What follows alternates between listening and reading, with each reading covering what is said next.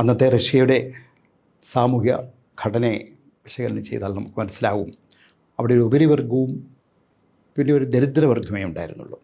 മധ്യവർഗം ഉണ്ടായിരുന്നില്ല. 85% ദരിദ്രരായിരുന്നു. അപ്പോൾ അവരുടെ പ്രശ്നങ്ങളും നിത്യജീവിതത്തിലെ അവരഭിമുഖീകരിക്കുന്ന പ്രതിസന്ധികളും ഒന്നും ആയിരുന്നില്ല ഡോസ്റ്റോയെവ്സ്കിയെ ആകർഷിച്ചത് എന്ന് കാണുവാൻ കഴിയും.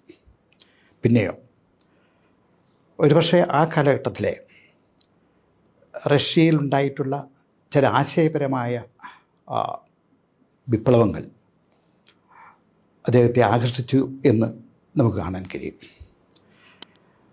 പാശ്ചാത്യ നാടുകളിലെ അന്നേറെ പ്രചാരത്തിലുണ്ടായിരുന്ന യുക്തിവാദവും നിരീശ്വരവാദവും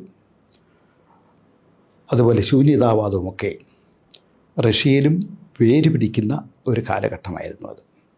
അതിനെതിരെ സാമ്പ്രദായിക ക്രിസ്ത്യൻ മതത്തിൻ്റെ ആത്മീയതയുടെ ഒരു ചെറുത്തുനിൽപ്പും ഉണ്ടായിരുന്നു. അപ്പോൾ ആത്മീയതയും ഭൗതികതയും തമ്മിലുള്ള ഒരു സംഘർഷാത്മകമായിട്ടുള്ള ബന്ധത്തെ ആണ്